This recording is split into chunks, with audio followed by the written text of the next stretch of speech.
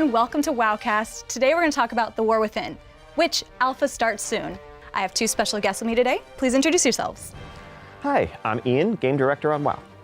I'm Tina, Associate Art Director on WoW. Thank you guys so much for joining me today. Before we talk about alpha, what can you summarize about The War Within, Ian? Well, so The War Within, of course, it is the 10th expansion to well-known video game World of Warcraft. But even, I think, more special to us, it's the beginning of the World Soul Saga. It's the beginning of probably the most ambitious story we've ever tried to tell in WoW. So as all expansions do, it kicks off with a journey to a new place. But really, this is going to be beginning to set the stage and establish the stakes for a conflict that threatens not just ourselves and our families and those we hold dear, but the very world that we call home, the very world beneath our feet that's been home to all of our adventures. And if we don't win this one, nothing else matters. So this character has been everywhere for The War Within. Xelatath. She's purple, she's amazing. Can you tell us more about her? Yeah, Xelatath is one of our key villains of the World Soul Saga. The expansion is, part of it is this journey, delving deeper, find Xelatath and her allies. And the inspiration for her design from an art side was really based on the priest artifact weapon that she had been trapped in for so long. So if you look at her armor, all the motifs of her belt, her shoulders, really take inspiration from that design. Even the runes on her cheeks, those are a homage to N'Zoth, who freed her from the dagger. Knifeu. Yeah, so if later on in War Within you find yourself, wiping to a raid somewhere, just blame the Shadow Priests for not just putting the knife down, walk away from the talking dagger, and we wouldn't be here. Oh my gosh. Yet, are there any other familiar faces that we can recognize? Yeah, some of the key heroes of our story are Illyria and Anduin. So these two, they're running a bit, right, from some of the wounds of their past, but in the end, they're going to find hope and redemption. So, Illyria, we've seen her new design that really reflects the duality of her character. And Anduin, we saw him in our cinematic, and he just looks, a little more haggard. He's been through a lot lately. He grew his beard. He's working on it. Yeah, the name The War Within is one that has a couple of layers to it, right? Obviously, we're literally delving beneath the surface of Azeroth and going to be battling within our world. But this is also a story that involves a lot of inner turmoil and inner conflict. And Anduin is probably the most torn of any of our cast of heroes, given what he went through in the Shadowlands. And his journey into the darkness as he seeks to rediscover his own light is a big part of the narrative arc. And with The War Within, there's new zones. Can we talk about what our new zones are going to be?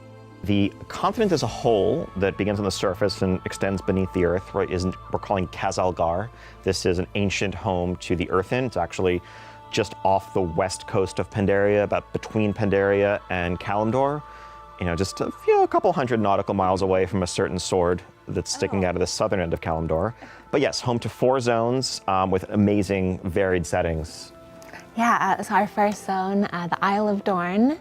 This is basically, you'll find an isolated group of Earthen there. And so they have their awesome city, Dornogal, which we're very excited for players to check out. That'll be the hub in the end. The second zone is the Ringing Deeps. So, the evocative of mine picks, industry. And so this is the heart of earthen industry. But it's not all just, lava and fire. It's mixed with these beautiful caverns, cenotes with light and water coming in, creating these, lush spaces for the players to enjoy. And then we go to Howlafall. Howlafall is where we really wanted to break expectations. Right, this one, this is Arathi, airships. Right, underground airships, right? The first thing you'd naturally think of when you're going under the surface. How are they going to get around? Well, airships, of course. Of course. And then our final zone is Azj-Kahet. So this is the heart of the Nerubian Empire. This is where we'll finally be able to see the Nerubians and all of their strength and glory, with the height of their civilization.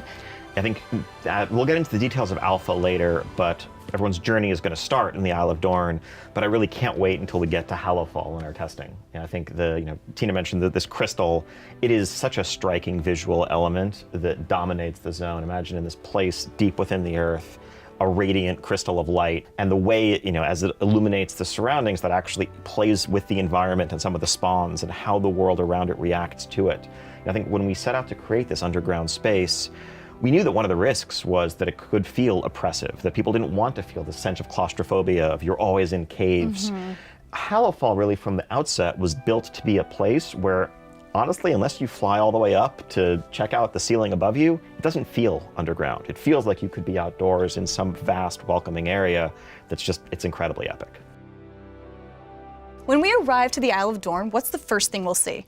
Well, so you're going to see something a bit different in alpha from when the expansion goes live. There is an expansion intro experience that is not currently being tested. It's something that has some, cool narrative elements that we want players to all experience together later in the year when War Within launches.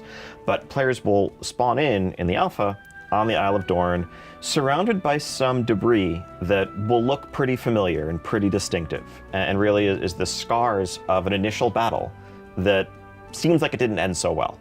And the beginning of our journey, as with many expansions, is a bit of a mystery, a bit of an investigation of arriving in a strange land, having this threat that we face, these visions, these whispers that heroes around Azeroth have been hearing in recent months, but trying to understand the nature of the threat we face, how we're going to stop it, and our journey begins on the doorstep of these ancient earthen people who are going to begin, helping us figure out where to go next. They're going to become our next allied race too, right?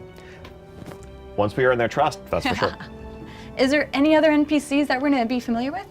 Yeah, there are going to be some characters that we haven't seen in World of Warcraft in a while, but will be, part of this story as because of their, dwarven heritage. And, Magni, he hears the Radiant Song.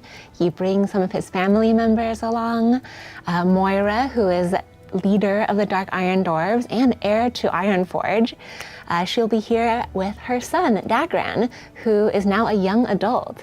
Dagran, the last time we saw him in game, he was this pretty generic-looking dwarven baby, but now, the Dark Iron heritage is starting to show more in his appearance, along with his personality. So he has a bunch of these scrolls and books, really showing that he has a very scholarly nature. I think one of the fun aspects of just world building and narrative in WoW is we have this vast array of characters and champions and heroes and backup characters.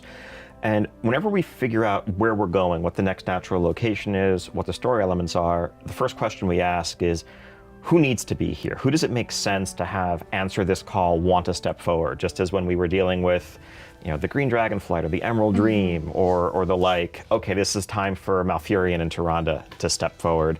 Now that we're going to this ancestral homeland of the Earthen with this ancient connection to the dwarven legacy of Azeroth, this is a time for our dwarves to take center stage. All right, so let's talk about the 8 new dungeons in the War Within. What are your guys' favorites or the notable ones you want to talk about? Well, so one that's fun to talk about is actually probably the first dungeon the players are going to see in their journeys, and it's going to be tested early on in the alpha. This is the Rookery dungeon in the Isle of Dorn. The Rookery is the place where the Storm Griffins were raised and trained by the ancient Earthen over the centuries. Dwarves and Griffins go hand in hand, and the Earthen have a legacy of Storm Riders that we got to see a little sneak peek of. If you got the War Within Heroic Edition, you might have been flying around on that guy. There's plenty more where that came from in the Isle of Dorn. And so this dungeon, of course, is not all peaceful. It's been overrun by a group of corrupted Earthen known as the Skarden. And we're going to be just beginning to understand where they came from and what their nature is as we fight through it. But one cool thing about this dungeon is that it's actually part of the main campaign as you play through Isle of Dorn. Now, I know some people are instantly saying, wait a minute, I don't like doing dungeons, I just like solo questing, that's terrible. Well, fortunately, in 10.2.5, towards the end of Dragonflight, we introduced this feature called Follower Dungeons. And we're really happy to bring that to the level up dungeons in War Within right from the outset, so that you can go in solo with NPC allies as you play through the dungeon if that's what you prefer. Or, of course, you can just queue up with friends or random group mates through the group finder. But what this lets us do is, where appropriate, we can really have the story flow directly through dungeons in a way that we couldn't in the past, in ways that at times was frankly awkward, because sometimes major villains die in dungeons. Dungeons are places of great importance in a zone, but we couldn't really tie them directly into the questing because we didn't want to create an obstacle for players who really just prefer to keep playing solo. Tina, is there anything that you like? One of my favorites is in Hallowfall. So it's called the Priory of the Sacred Flame, and it's this Earthor monastery. So one of the coolest parts is the final boss room. There's this giant window that frames the crystal that is embedded in the ceiling of Hallowfall. And so I love, the beauty of the room, as well as just how it ties in with the narrative of the story as a whole. And another really cool one, it's the City of Threads. So this one is underneath the Nerubian city proper. And so it's really interesting to see the ancient civilization that the newer civilization was built on top of. And just to think about the layers of Nerubian history that, is in this land. Is it that the ancient civilization back in like Lich King? Even far before that. It's even farther before that? Yeah, the Nerubians, I think, we might think of them as monstrous or arachnid. They're one of the great powers, one of the great advanced civilizations of Azeroth, right up there with the elves and trolls and the others that helped shape the course of the world's history. We've only really seen hints of them, going back to Wrath. If you ran the Azjol Nerub or Ankahet dungeons, you could see their buildings off in the background. But they were a civilization that at its height rivaled the High Elves and the Nightborn on the surface. That's insane. They were able to go toe-to-toe with the Lich King's armies and win until the Old Gods and their forces on another flank eventually led to the Nerubians being overwhelmed. But really being able to explore what they're all about is one of the things we're most excited about when it comes to War Within. One of the things we're excited to bring is an arachnophobia filter, if you will. For all of you out there who could never, go to that spider section in Nax, you'll be able to turn on an arachnophobia filter and all spider beasts will turn into crabs. So very pumped about that. Yeah, it actually looks, it works way better than you might think just hearing that sentence. I can't wait for players to be able to jump in, turn it on, and hopefully feel more comfortable in parts of our world. This is something that when we announced the Nerubian-centric themes of War Within at BlizzCon, we heard trepidation from portions of our community who love WoW, but were worried they weren't going to be able to experience it. Honestly, prior to that, it's something we heard concerns about from within our own team, where there are, people who genuinely felt uncomfortable with these elements of the game that we were building together. And so we set out to try to find a solution that would still, preserve the fidelity of the game, but really make it more approachable, more accessible to everyone. So speaking of the Nerubians, once we reach level 80, we're going to go to the new raid, Nerbo Palace. Is there anything you want to speak about that? Yeah, this raid is epic in so many ways. One of the coolest parts is there's this beautiful showpiece that is just in front of the Queen's palace. It represents the Nerubian race, and it just shows how highly Queen Ensrek thinks of her people and herself.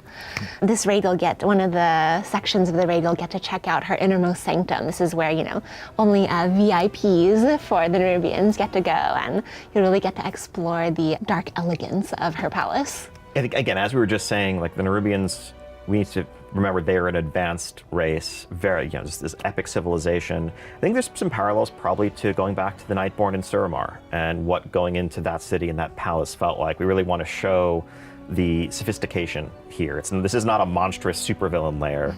This is, a superpower of Azeroth that we find ourselves, facing off against.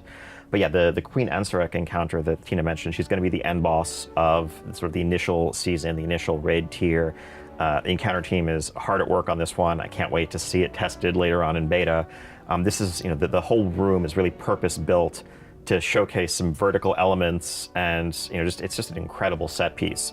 But we want to, as always, integrate the environment wherever possible into our encounters, so you're facing off against both, a very powerful magical user, but also someone who is arachnid in nature. And how do we kind of deliver parts of the fantasy of, scaling a web while locked in combat against the Queen? Those are the things that we're currently exploring. Can't wait to see that up for testing. Does that mean we're gonna get tier sets again? Certainly. I think last time we tried taking them away, I recall torches and pitchforks in the street. New tier means new tier sets. And these days, unlike years and years ago when you had to raid in order to get the tier set, now you can get them from a wide array of activities, whether you're a raider, Mythic Plus player, or an outdoor world player, which includes now delves. Delves. Let's start talking about delves. Yeah, I mean, delves are one of the major new features in War Within, and I think we're really excited to offer a more structured, progression-oriented extension of the outdoor world gameplay that we know is the favorite of so many of our players.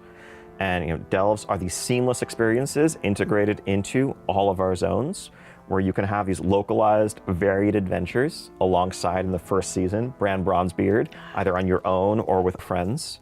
And finally, get a shot at some endgame epic rewards just through an extension of the outdoor world ecosystem. Yeah, we'll be able to get it from the Great Vault, right? Exactly. Yeah, super exciting. So one of our goals with building delves was we really wanted the player to just feel like they adventured, came across a place, and could just, go in and see what's inside. When you walk up to the delve, there's this, dark, misty door, and you click on it, and then it just disappears, and you just walk into your own personal delve instance. So very excited about that.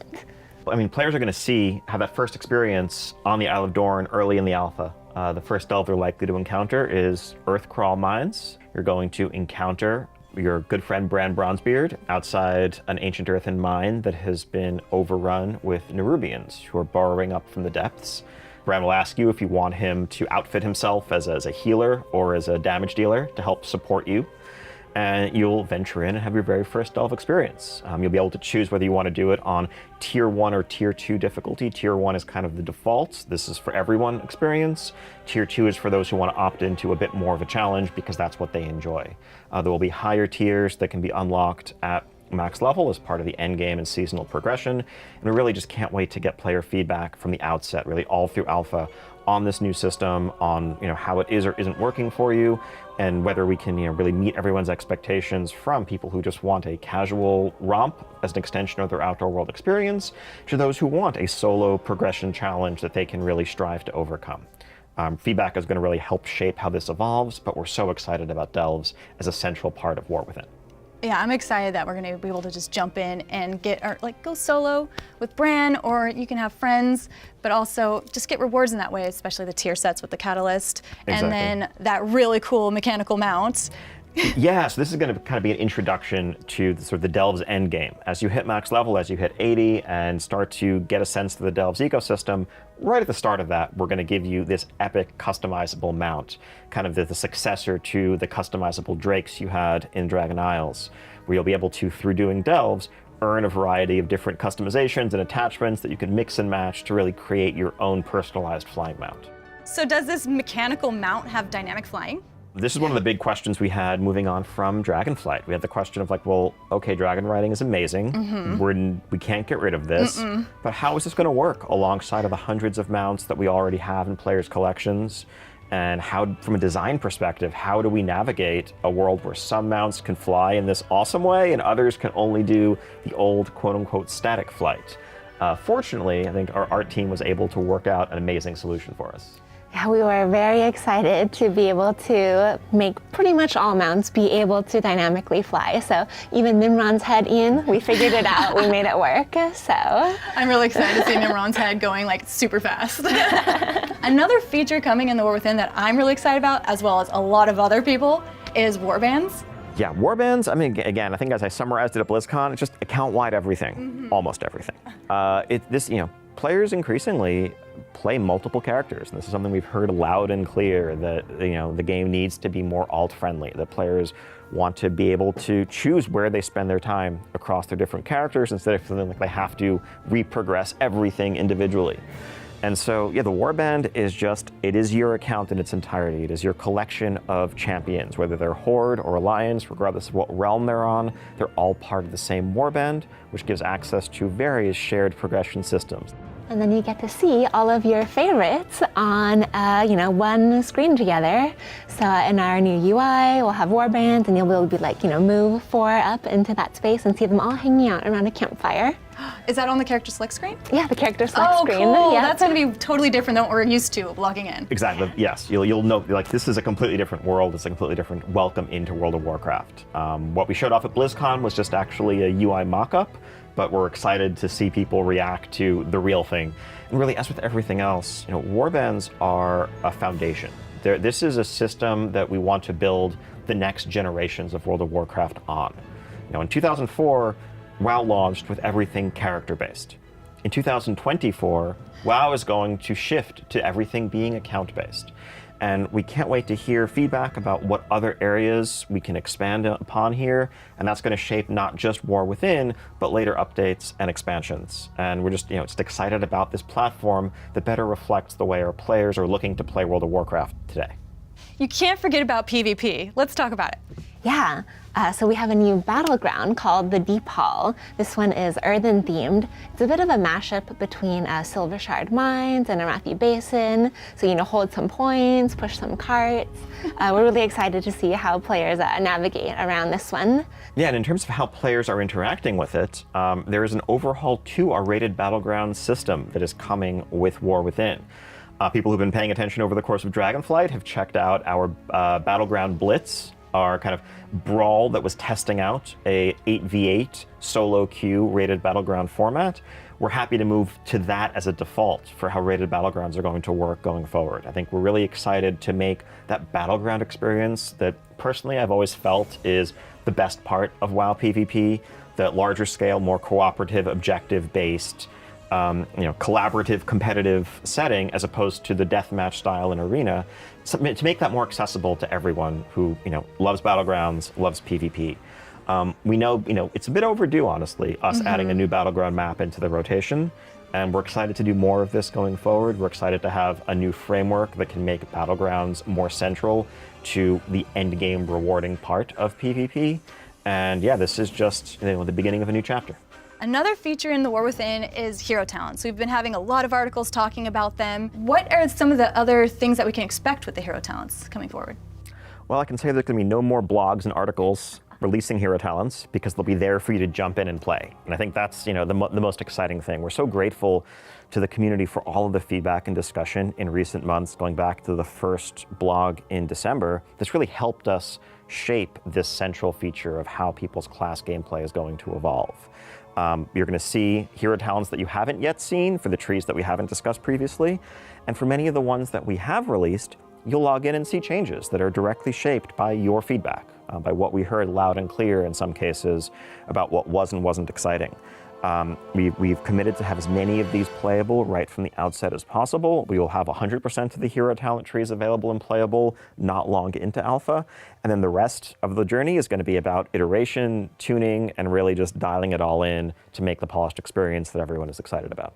So what are we doing with professions in the War Within? I think when we really overhauled professions in Dragonflight, we saw that as a kind of a permanent shift in how professions were going to work going forward. So you can expect, new recipes, different enchants, but the same fundamental sort of progression and structure to professions that you saw in Dragonflight. One big piece of feedback that we heard throughout Dragonflight, though, was a bit of frustration with the work order system from crafters who were just looking to complete quests, looking to skill up, but found themselves competing and often racing to grab work orders with their fellow crafters.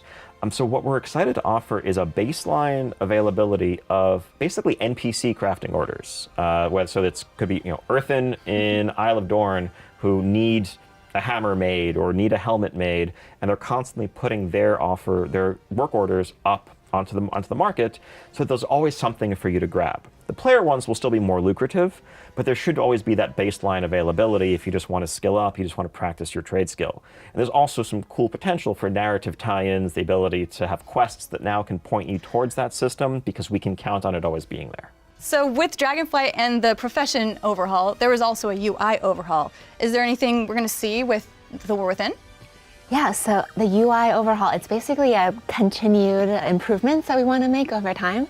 One of the things that I'm very excited about is the quest bang overhaul. So we're going to have a bunch of new icons that will make what type of quest it is much more clear. One of the new ones that you'll see is one that's we consider an important one. These aren't campaign, but they're pretty important to your character. For instance, some that must-do ones for your profession, or ones where you're going to unlock the revival catalyst. Yeah, I think as we've leaned more and more into outdoor world gameplay and varied gameplay there, different types of public events over the course of Dragonflight, honestly, we reached a point about halfway through Dragonflight where we just took a look at our map and kind of recoiled in horror at the number of different icons that were there. And it was just a kind of icon soup situation that made us say, like, it's kind of at this point, we've advanced far past the world of, oh, you just have some daily quests or world quests here.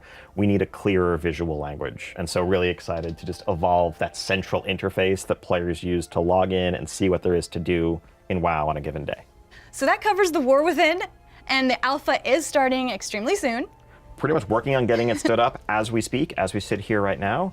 And yeah, so the way this is going to work is pretty similar to the Dragonflight Alpha for those who followed that, where really each week, each new build that we release, we're focusing on a different piece of War Within to concentrate player feedback and our attention to just really get all that feedback in and maximize the quality.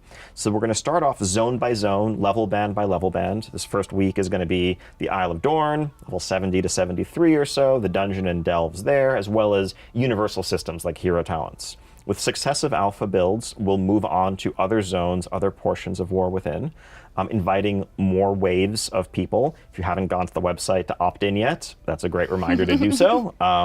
We, really pick from, there's no secret to it. We're just randomly pulling lots of folks in and hope to get, by the end of this, countless people into our testing.